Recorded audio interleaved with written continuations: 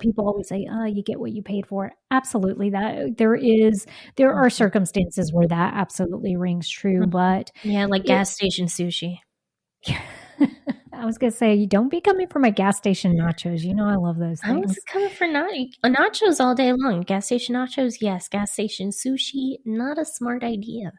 Hey everyone, welcome to the S.O.B Marketing Podcast, where we celebrate the S.O.B that you are, and if you haven't figured it out yet, we mean small-owned business. We don't mean S.O.B. Listen, we know that as a small business owner, you are working hard on the daily to keep your business fully operational while trying to promote it.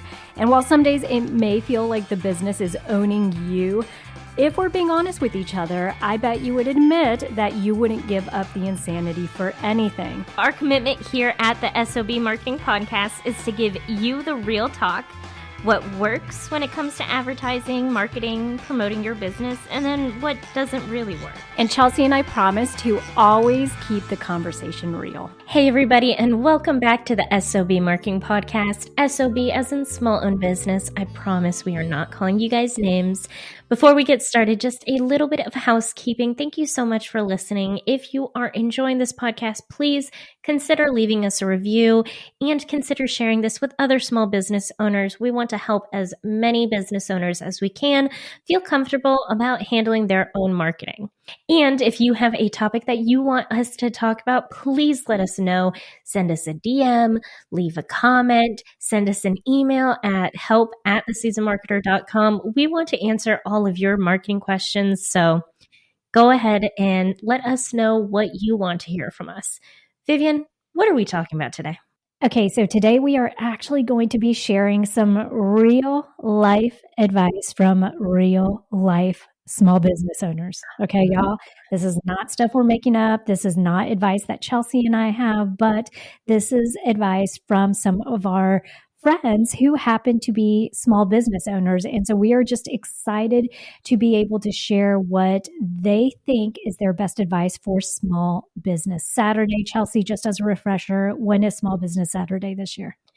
So Small Business Saturday this year is November 30th. It is the day after Black Friday. Black Friday is the day after Thanksgiving. I think we all know. And before you say, Vivian, Chelsea, it's way too early to start thinking about this. First off, we are at like the end of October. So no, it is not too early to be thinking about this. If anything, you should already have a good idea of what you're going to be doing for Small Business Saturday. Don't leave this to the last second. Yes, 100%. We want to encourage you guys. The sooner that you start planning for this, it means the less stress you are going to have whenever these dates sneak up on you, as they have a good tendency of doing. Chelsea, which piece of advice do you want to share first? Okay, well, I have a piece of advice from our wonderful friend Bray over at Sweet Rose Waxing Company. And I think this is the perfect opener for this conversation because she said, you do not have to participate. You don't have to do it. And that's the end of the episode, guys.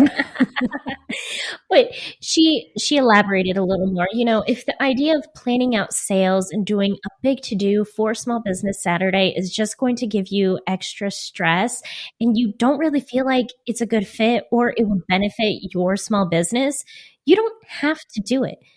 You became a small business owner because you wanted the freedom to do what you want. So just do what you want. You don't have to participate.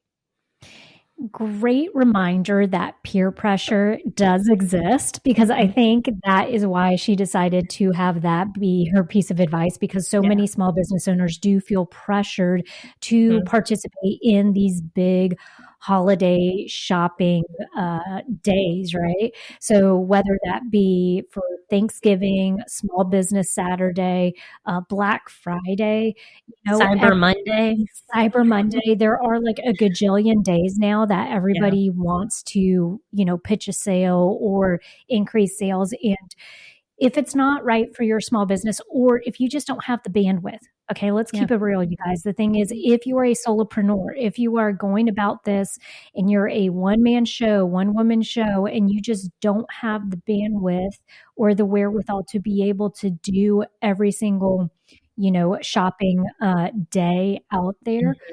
You don't have to, and you shouldn't feel pressured to have to do that. And if you hear me on social media saying, y'all, you need to figure out your small business Saturday, you need to figure out your holiday marketing plans, all of this right now, I'm trying to be helpful. I want to make sure that you guys don't feel stressed about leaving it to the last minute. You can tell me in your mind, I mean, please don't message me saying this because it's just going to hurt my feelings, but you can tell me in your mind, Chelsea, I'm just not going to do it, so leave me alone. Your big sister is going to remind you that you need to get a little bit of tough skin, girly. For what? I mean, okay. There's no reason for you to have to physically tell me that you're not going to do it. But I mean, you know what? I'm sorry. I take it back. If you want to message us and say, actually, we're not doing Small Business Saturday, so I don't need your advice, fine. Do it. Yeah. All right. So we're starting off, I think, with a really great number one, which is from Ray over at Sweet Rose Waxing Company. And basically, she's saying you don't have to participate. She's giving you permission straight up. If you don't want to do Small Business Saturday, just don't do it. I also want to say your business might not be the right business for Small Business Saturday. Like, yes, you're a small business, but let's think about this from Bray's perspective. She's a salon, right? She's a waxing salon. Yes, there are ways that she could incorporate Small Business Saturday, but she's probably going to have to get real creative with it. And that's just not a business that would come to mind specifically for Small Business Saturday. So I can completely understand why she's like, not even going to do it, not even going to worry about it. She doesn't feel like getting creative and giving herself the extra stress of having to come up with a way to make this work. So also think, if you are a business, that Small Business Saturday might be a little more difficult for you and you're already at the end of your bandwidth, just take a second and really consider, do I even want to consider this? And we are big proponents for just reminding you guys to always, weigh out the advantages and disadvantages, or also figure out if I don't participate in Small Business Saturday, can I use my time in a different area of my business? Can I instead use that time to plan out my Christmas? Yeah. Right? Not Christmas in general, but I mean, as it relates to your sales for your business.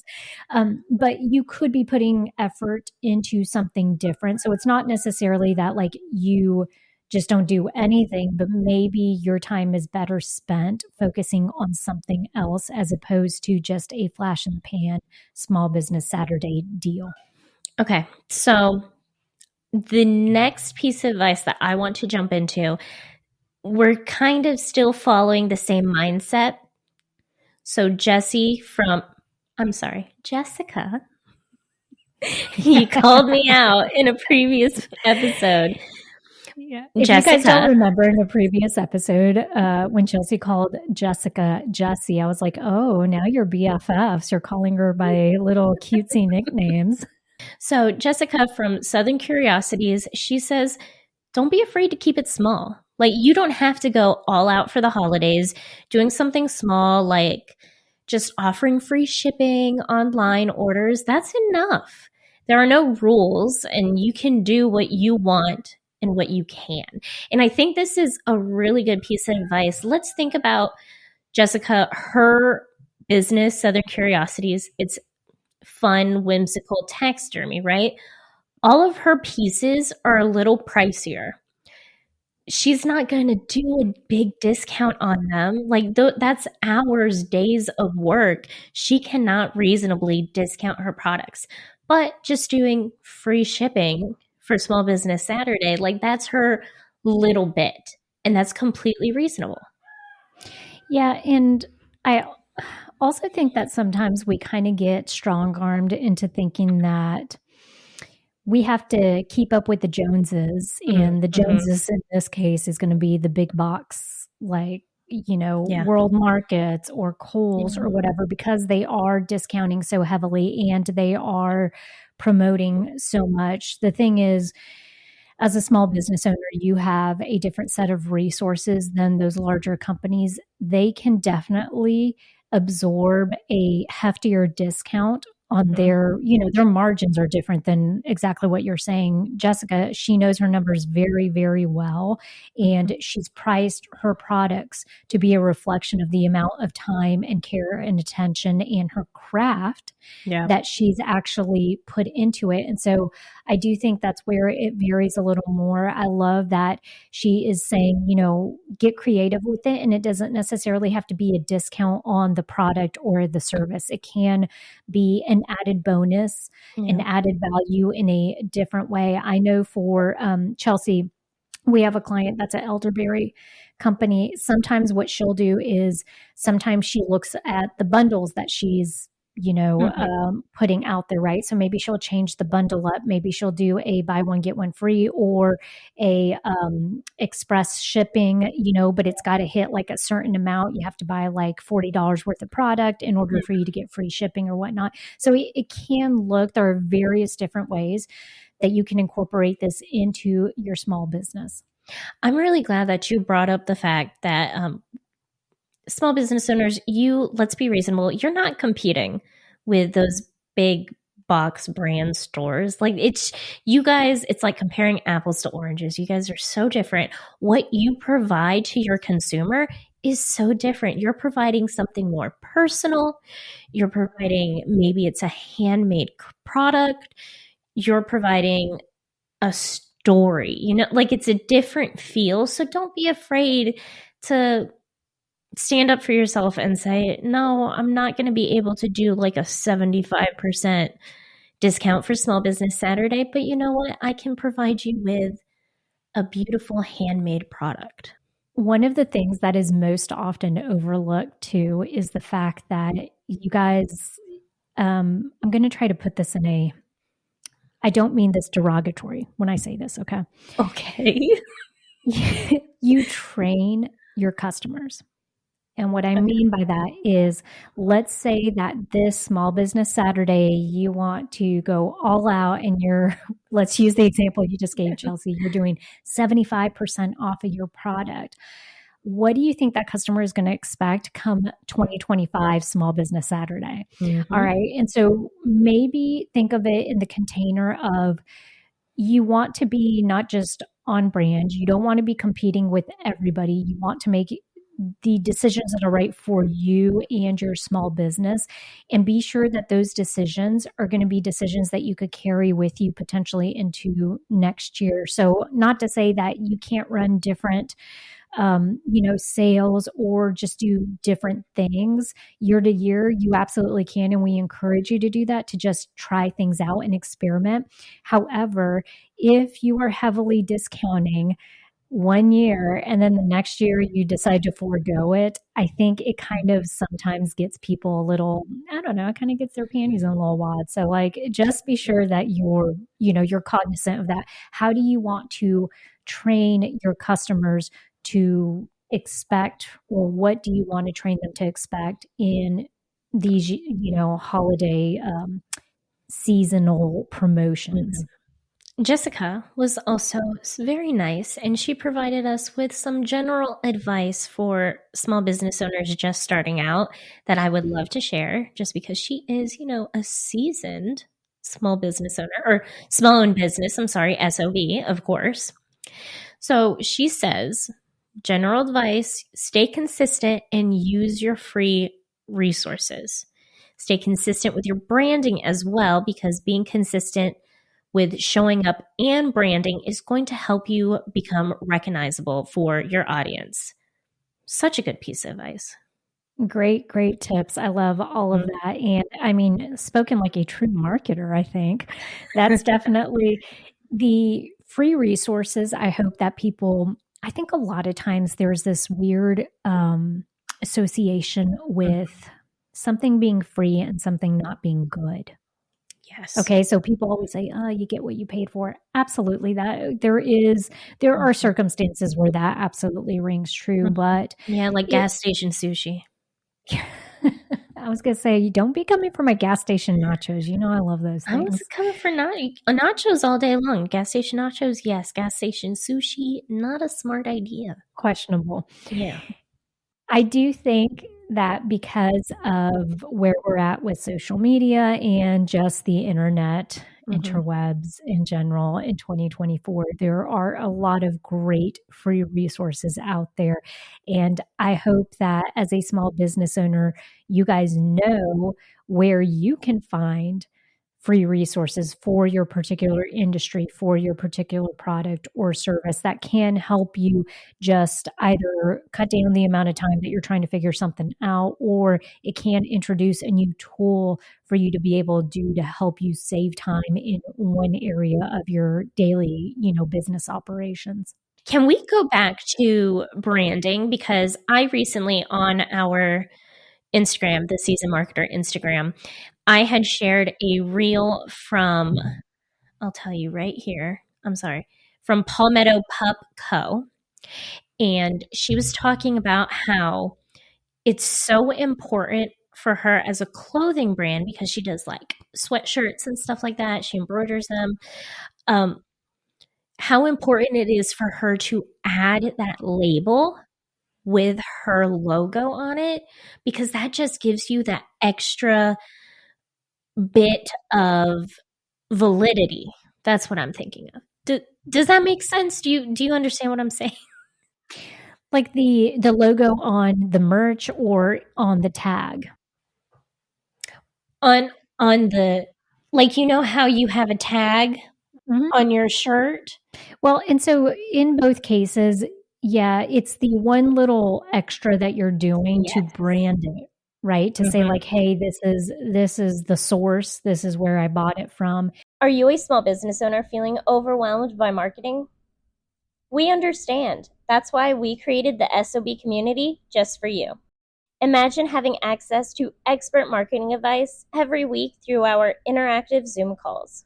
Network with fellow small business owners in our community, share valuable insights, and grow together. Dive into our comprehensive training videos covering everything from social media to SEO. And all this for just $50 a month. Empower your small business without breaking the bank. Join the S.O.B community today.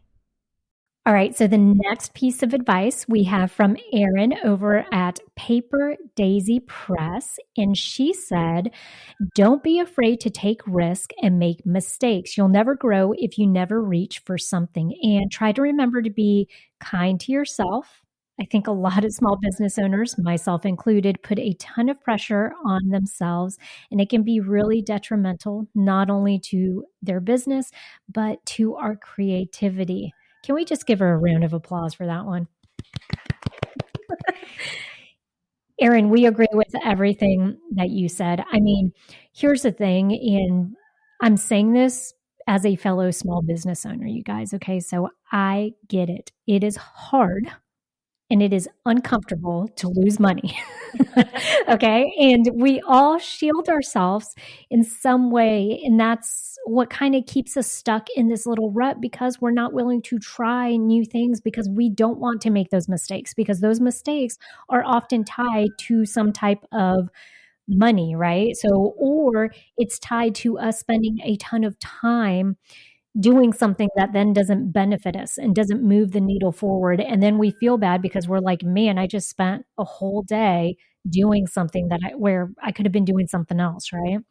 So I get it, but the truth is that if you're not experimenting and if you're not able to kind of check some of that stuff off the list, then you're not really, I think, able to try new things when it comes to your marketing. Yeah, and we talked about this a little bit last week with analysis paralysis. And I distinctly remember saying, because I was like, wow, Chelsea, that's so smart.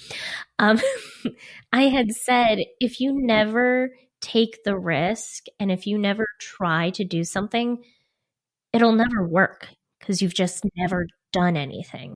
Yeah, that's true. I do think It helps to shift your mindset a little bit. If you struggle with this, if you just constantly beat yourself up, like Aaron said, the thing is, we do put a lot of pressure on ourselves. If you're one of those people that feels like when you make a mistake, you just mull on it quite a bit. I'm a little guilty of that, right? Like, I'm like, "Ugh, if I had just made a different decision, right? Or if I had just handled that a little differently, or if I had just pulled out sooner, I wouldn't have wasted as much resources."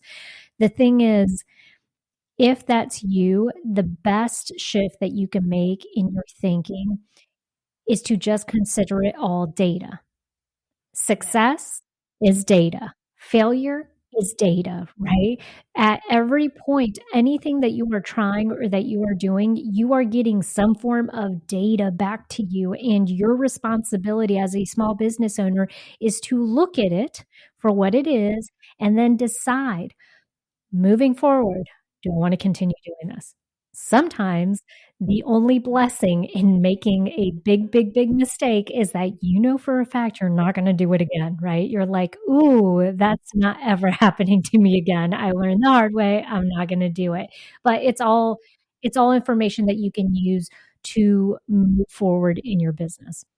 I love it. Be little data analysts. I was going to say be little robots, but then I was like, no, we still want you to have emotions. So data analysts. I mean, sometimes I do think maybe not having emotions would be a good thing, but Incorrect, but okay. Y'all, I'm going to be real honest with you guys. Before I came on with the season marketer, before Vivian was like, Chelsea, come work with me. It'll be fun. Don't worry. We're sisters. I'm like, oh, I trust you. Before all of that, I had a corporate marketing gig in healthcare and I was miserable. And I was also full of anxiety. I had undiagnosed anxiety at the time. And I would really, really kind of put too much pressure on myself, right? All of that pressure really impacted the type of content that I was creating. Now that I'm here at the Season Marketer, I am way more creative. Way more creative. I have creative freedom, for one, but two, I've given myself the opportunity to allow myself to grow, to allow myself to make mistakes. And because of that, I have noticed that I have come up with some really great ideas. you just crack me up the way that you say things. Like you're listen, all I'm going to say is this, y'all. Chelsea and I grew up in the same family. We grew up with the same mom and dad. And I promise you, like, our mom gave us a healthy dose of self-esteem. Okay. She sure did. She gave us a healthy dose of self-esteem. I think dad is the one who sometimes gave us a little piece of humble pie, but Chelsea apparently could have had a little more humble pie. Incorrect. No, because here's the thing. Look, no one in my experience, in my life, and I don't know if this is true for everyone, but we tend to be our hardest critics. We do. And I think our age difference kind of shows differently. Okay. Because I think in your how old right now, Chelsea? 26? 6, yeah. Okay. When you're 26, that's exactly what it kind of feels like. When you're 40 something like I am, I think you start to realize you're like, oh, I probably should have been way more humble about things. Like life has a way of just like reminding you that, hey girl, hey, like you are just one of 20 gajillion people on this planet. And so therefore I agree with you. We are, and I think everything that Aaron said is absolutely true. We are our toughest critics, and like you just said, by sharing that story, it does when you take that and you internalize it, it does show up in unexpected ways, like your creative form. If you maybe have been feeling lately like you are not inspired to show up, right? Or some of the things that used to really get you excited, right? Like, hey, typically I would love painting, and right now I'm just kind of hashtag over it, don't want anything to do with the paintbrush. Music, I typically love music if I really just don't feel like sitting down and writing anything or whatever. If you're finding that you're struggling with things that you do enjoy, then maybe that's a sign. Maybe it's a sign where, you need to take a better, closer look at what am I doing to beat myself up? Like where am I sitting there critiquing myself, and where am I not giving myself enough grace to just let go of maybe some of the, business mistakes I made in 2024, or some of it, Chelsea, this is true for me. It's not so much that you make mistakes, it's maybe that you beat yourself up for not being further down the road. Okay. Okay, because I have a tendency to I over glamorize how quickly I can grow something or do something, and I'm sorry, y'all, but sometimes, Mom and I had this conversation the other day, and she was talking about how small businesses, they typically take anywhere from, like, 7 to 10 years to really, like, get in their zone of genius. Yeah. And so think about that. You could be working on a business for 10 years and feel like you are just in the growth stage of that business. So our wonderful friend, Miss Ray from the Design Demon, who we've had multiple times now on the podcast, and we'll bring her back again because she is so fun and she has so much knowledge to share with us. But she has 2 tips that she'd like to share for small business owners getting ready for Small Business Saturday. And the first one, I think, relates to the conversation we just had with Erin, with Erin's piece of advice, not with Erin. She's not here. But Erin probably just like looked over her shoulder, like, what? Was I somewhere and didn't know? No, right. But so Ray said, look, if you don't make any sales, it's okay. Like, your success is not measured to how well a single sale does. I think that is a huge one, because we're saying, oh, Black Friday is a big event. Oh, Small Business Saturday is a big event. And then let's say you do the big event and you don't get any sales. I understand that could hurt, but like she said, that's one single event. Right. It's all, what do we say? Data. It's all data, right? Like, then you can look and see why didn't it work? Was, maybe did I not start promoting it early enough? Was it just a promotion that people really, weren't into? There could be various reasons for it not going off without a hitch. But I do think the other part of it is, Chelsea, one thing that we often overlook is also the fact that we're playing a game of percentages. Mm-hmm. All right. So the thing is that depending on where you are in your small business, a Small Business Saturday promotion could go extremely well if, let's say, you've built up an audience and you have a solid email list and you've been showing up for that community for, the entire year. And so therefore you have a product that they are looking forward to it being slightly discounted, or, whatever that promotion is or looks like. It's going to be very different. That experience for that small business owner is going to be very different than the experience of a small business owner that literally just started their business, let's say September 1st. Yeah. Okay, because your time frame for growing an audience is very different than the other person. So Ray actually also gave us a practical tip as well, since she has, a couple of these under her belt and everything.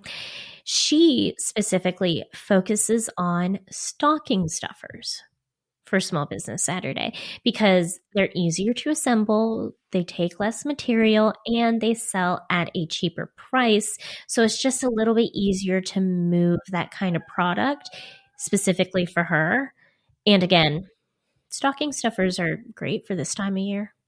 I love it. I love that she's figured out what works well for her, and the only way she probably has done that is through experimenting. Yeah. So if you need another reason to experiment, there you go. Let Ray be your example. She probably has experimented with this stuff and she's now come to the conclusion that she knows exactly what works for her customers, what they are excited to purchase during that time frame, and something that is seasonal and relates to, the upcoming holiday season. Yeah. Which this is going to be like a random piece of this, but do you still get stocking stuffers? Yeah, actually my in-laws are big stocking people, so we get a huge. Well, then I have another question, and I mean this in the sincerest way, y'all, okay? We're a Hispanic family, but Vivian and I are both in relationships with country boys. So both of Tim's grandmothers always do stocking stuffers, and they always give us like, I have my own stocking. Oh, yeah, me too. I've had one since I started, since Yeah. we've been married. But so I guess your question, your curiosity is stemming from, is it a cultural thing? Is it a cultural thing? Because I know we had stocking stuffers when we were children, but like that's not really a. But did we? Because I don't remember, like, I know we had stockings. I don't remember there ever being stuff in the stockings. Were there? I only remember a very specific a very specific instance because um mom and dad had found bubble gum that looked like coal that was in a little like bag that was coal. So they put it in our stockings. So they gifted us coal for Christmas. That is the only one I remember. So maybe that was also the only year they did it. I don't know. I mean, tracks. But yeah, to your point, so, y'all let us know, is that a cultural thing? I mean, tell us first of all, I guess if you're, open to sharing with us where Yes. your family's from, tell us, and then tell us if stockings were a big deal and if you actually got presents in Yeah. those stockings, because I'll tell you, my in-laws are huge on that stuff. Like, my mother-in-law will specifically she puts, like, cute little jewelry and, like, fuzzy socks and all of that, like. All right, Chelsea, what is the next piece of advice? So, our last piece of advice is going to be from the Quarry Shop. So, this doesn't necessarily focus on Small Business Saturday, but also, like, I'm not wearing all of my rings today, but like this red one, this is so hard to do. I'm always so bad at this, but this one's from the Quarry Shop. So, she does vintage rings and stuff like that. Love her. Amazing. This isn't specific to Small Business Saturday, but she said, your attitude has a huge impact on your business. Adopting a can do attitude, allowing yourself the grace to figure stuff out, and getting your feet wet in all aspects of your business. There's nothing wrong with asking for help and using your resources, but make sure that you can handle things on your own as well if need be. I love that little last bit because, yes, we want you guys to use your resources. We want you guys to ask for help when you need it. You also kind of need to be able to do it on your own. It's kind of like changing a tire. If I can have Tim change my tire, perfect, because I don't want to change my tire. But I still need to be able to change my tire on my own if he's not there to help me. I think there's also a practical side to it where, like, a little bit of tough love, y'all. If you're a small business owner and you are employing people or utilizing resources to help you with some type of function in your business, but yet you are not familiar with that function and you don't know, how in the world are you able to keep up and to act appropriately gauge whether you are getting your values worth out of, a position or out of a particular, consultant or whatever you're utilizing. I mean, it's smart from her perspective. I love that she also included that in there because at the end of the day, let's say you hire a social media manager, your social media manager quits. Does that mean you are just not going to show up on social media? Hopefully the answer is no, because you need to be able to get by and be able to do this stuff. The other thing is, how do you gauge when you have a good social media manager and when you have a bad one? It's only if you know what duties and responsibilities they should be doing and how they should be doing that effectively. So I agree with everything she said, agree with you too, that it's exactly like changing a tire. If you own a car, you should be responsible and know how to change a tire on the off chance that Tim is not around and and you have to do it on your own. And I'm also really glad that she brings up attitude because, attitude is so important. It's the reason that Vivian thinks that I need humble pie because I am never going to bring myself down. I'm going to figure it out. I'm going to keep on doing what I'm doing. And it's also the reason that in Chelsea's Christmas stocking this year, I am going to gift her humble pie. You're getting humble pie in your stocking stuffer. Okay? So just be prepared, Chelsea. But I have a can-do attitude. No, I love it. I do think attitude's extremely important, and it's also gonna be, Chelsea, sometimes it's funny that we're talking about your attitude today because usually you're the one that's telling me that I'm always super, like, optimistic about stuff, like, I'm wired that way. My thing is, my attitude is the one choice that I have every day when I wake up, okay? And so I would rather not choose to be freaking miserable and, sit there and run through all of the negative things that could possibly be happening in my small business. I choose to focus on the good, the headway that I've made, and also optimistically look forward to the goals that I'll be reaching within the next 6 months, 12 months. And, I'll dare say it, but if you're a small business owner, I kind of feel like to some extent you guys have to have your head in the clouds. I just feel like to some extent, even the smallest little piece, you have to be optimistic in those ways. And I love that she did focus it back on the Marie Forleo is she's a, like, internet business coach, and the one she actually wrote a whole book called, Everything is Figure Outable, and that's the basis of her thing is basically she's like, there's always a way to figure out how to accomplish something, and so if you're not quite there yet, it just means that you haven't stumbled, upon the right way to do it or the way that you're gonna do it. What I try to do is I just say it out loud. I'll figure it out. And Tim does it too. Just say it out loud. I'll figure it out. Because then you're speaking it. And two, you're kind of forcing yourself to be like, calm down. Whatever's wrong, you'll figure it out. Well, and how many of us spend so much more time? It's almost like I do that too. However, I do allow myself, I will say this, I allow myself whenever I'm upset about something or I feel like I'm in a little bit of a pickle, I allow myself time to moan about it. Okay. Like, I feel like that's very therapeutic and cathartic for me. Like, I need to, if I'm upset about something, I give myself 5-10 minutes to be mad about it, cry about it, get upset about it, and then I'm done with it. Like, I'm like, okay, you've allowed yourself to express that emotion and it's a valid emotion, but now move on. Like, now is the part where you're like, I'm feeling like a little sad sack of potatoes. I've allowed myself to do it. Now it's the get to work part. I have a problem. How am I going to fix it? I have, my small business Saturday didn't go as planned. How am I going to do it different next year? I really loved all of the responses that we got when we asked, hey, small business owners, give us advice.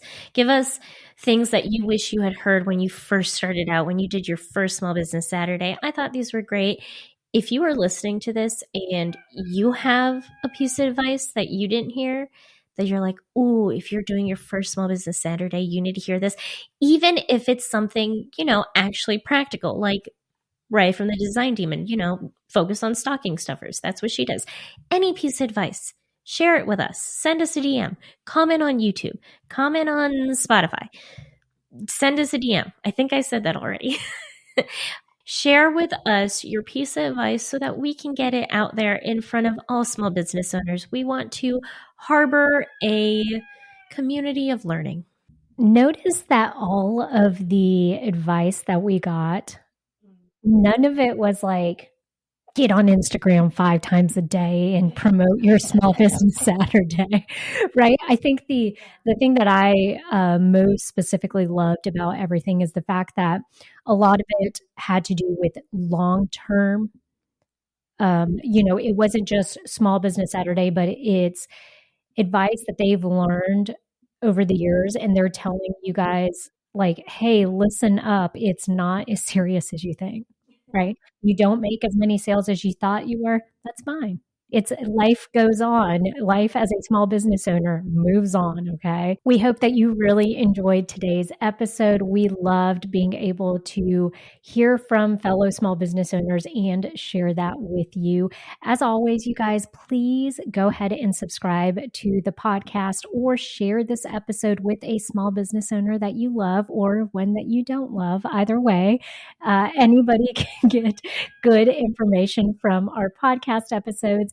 Also, please leave us a review because that does help to get this information in front of other people, other small business owners that are looking to grow their business. And as always, go be the best SOB you can be.